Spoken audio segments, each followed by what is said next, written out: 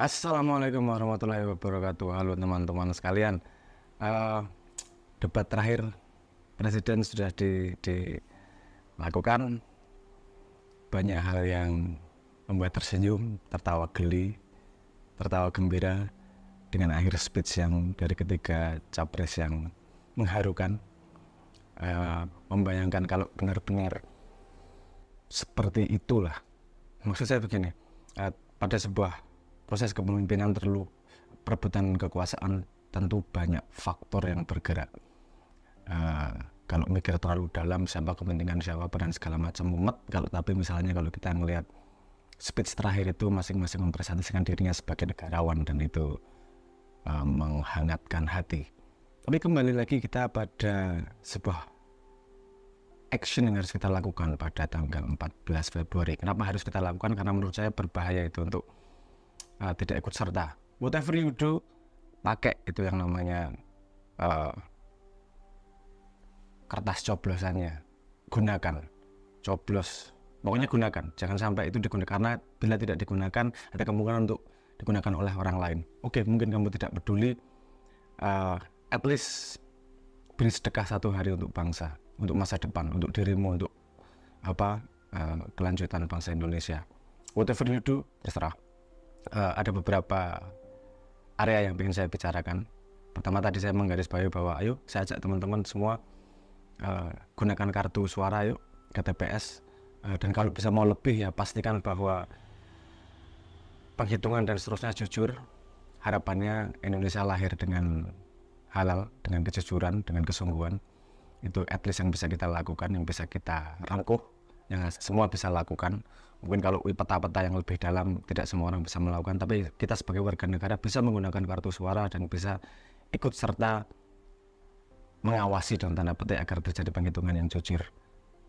Siapapun pemenangnya, kalau jujur insya Allah akan lebih barokah. Sepemahaman saya begitu. Untuk teman-teman di sosial media setelah debat itu, saya nonton seperti fans klub sepak bola yang kemudian saling ejek, saling lempar dan seterusnya. Itu seru. Maksudnya oke, nonton.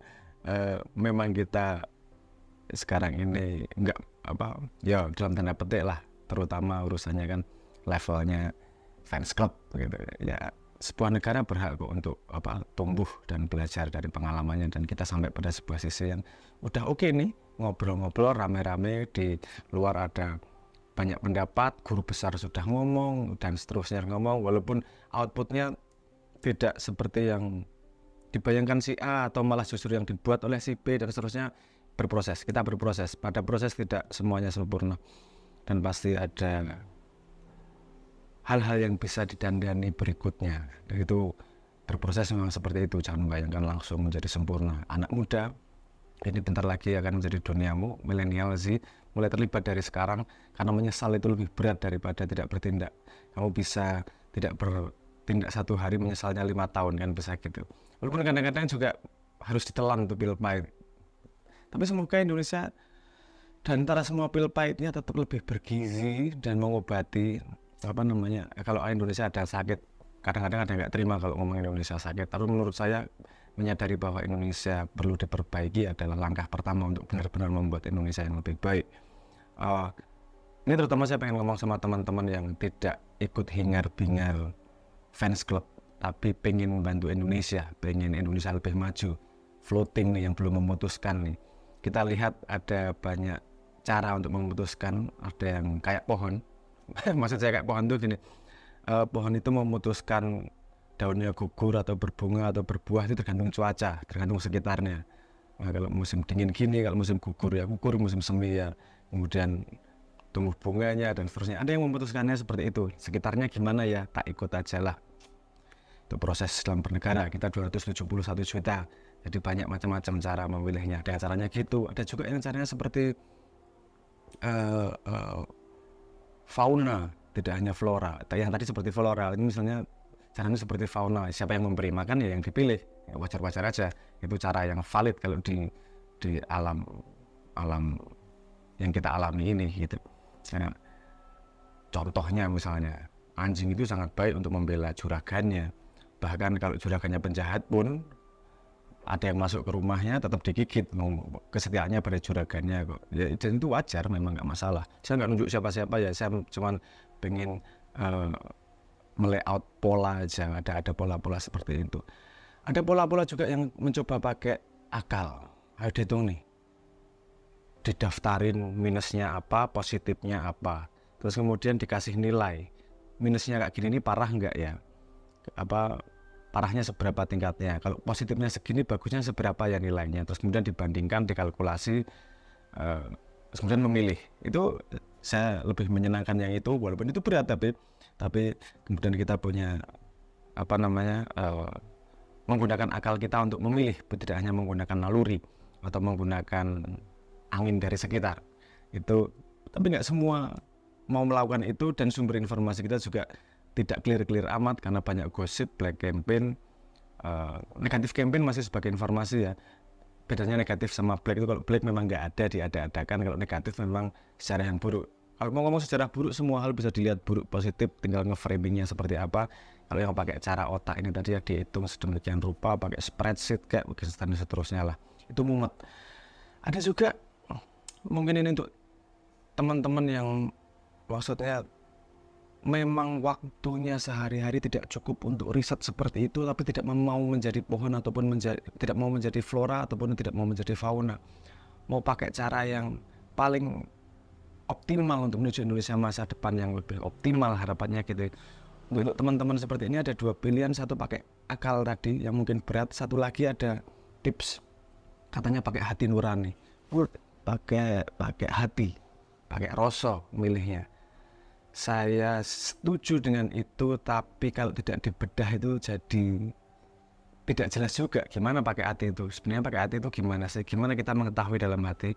Karena pikiran itu juga sama kuatnya sama hati. Kadang-kadang hatinya ngomong gini ketutupan sama pikiran yang sudah terpengaruh kanan kiri misalnya gitu. Nah mungkin di sini untuk teman-teman, saya harap Anda tetap nyoblos ke TPS pakai hati. Gimana caranya? Sebelumnya mungkin saya mau ngasih tips sedikit, siapa tahu berguna. Yang mau pakai monggo, enggak ya enggak apa-apa. Lebih singkat dalam tanda petik, pakai hati memilih pemimpin. Ceritanya gini dulu sebentar. Saya dulu pernah dikasih tips sama psikolog.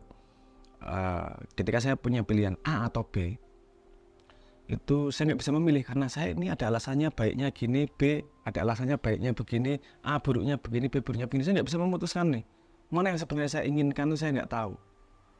Dikasih tips yang sangat keren menurut saya, dan saya coba beberapa kali, ternyata efektif juga.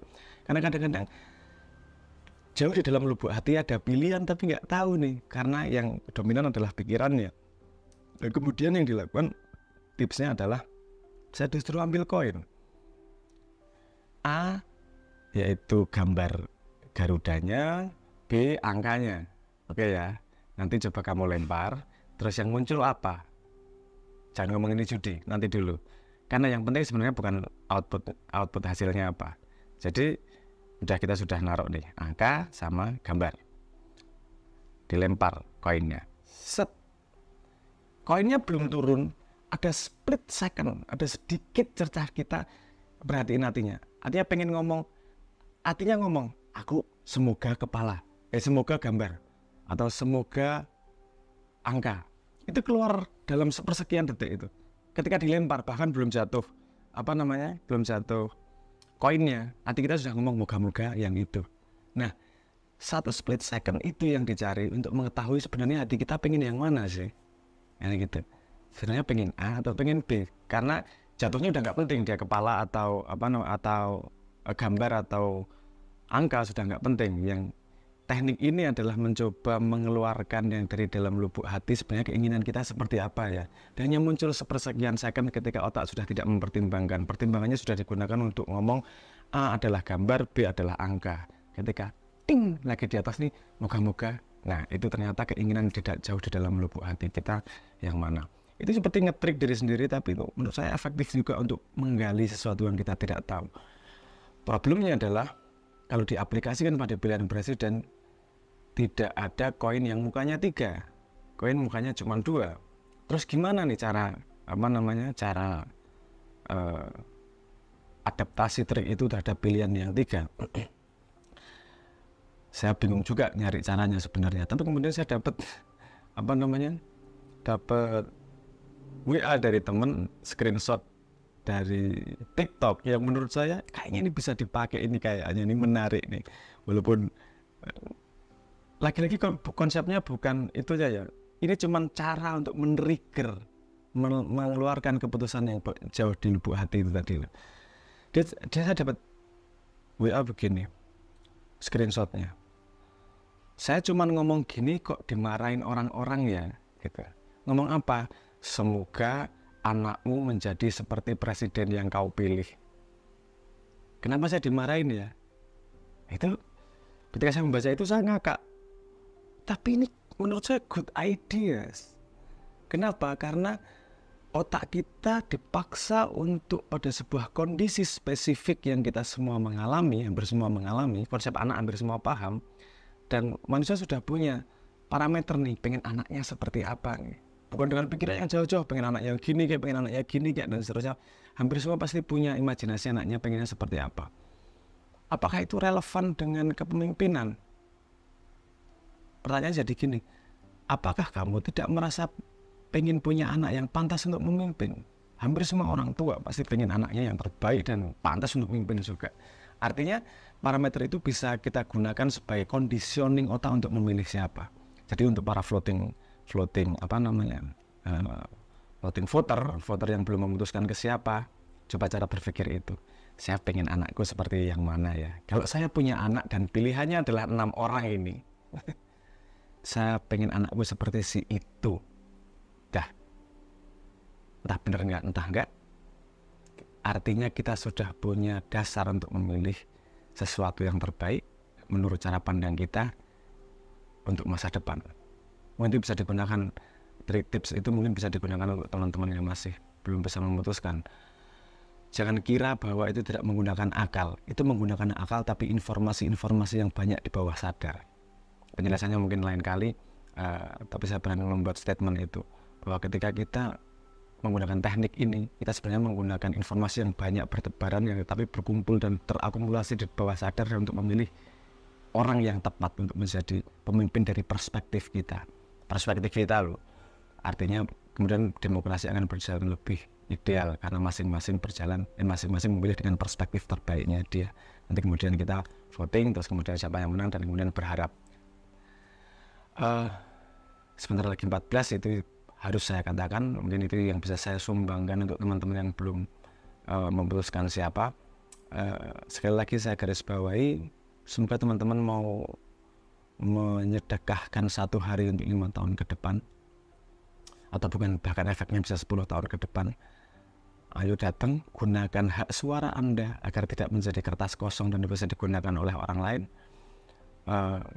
Kalau mau sedekah lebih, jaga TPS-nya agar prosesnya menjadi halal. Dan ketika Anda masuk ke TPS, niatkan ijabnya bahwa Anda memilih pemimpin atas nama Tuhan, dan yang menjadi hakim atas pemilihan ini adalah Tuhan. Semoga Tuhan akan menghukum pada pilihan-pilihan yang tidak bertanggung jawab, pada pilihan-pilihan yang berkhianat terhadap janji-janjinya. Yuk, bismillah, kita buat Indonesia menjadi lebih halal ke depannya. Ya, makro-makro dikit nggak apa-apa. Ya, bukan nggak apa-apa deh, nggak bisa ngapa-ngapain juga tuh. Kita perbaiki sedikit demi sedikit. Yang sebisa mungkin kita buat halal. Yang nggak bisa kita apa-apain dan ternyata makruh atau bahkan haram, nggak sampai lah. Mari kita kerjakan yang sampai aja. Lingkar perhatian, lingkar pengaruh. Gunakan lingkar pengaruhmu dengan sungguh-sungguh. Pengaruhi sekitarmu, gunakan cap suaranya, jaga TPS-nya menjadi halal. Semoga Indonesia ke depan lebih halal dan lebih baik. Amin. Monggo. Selamat nyoblos.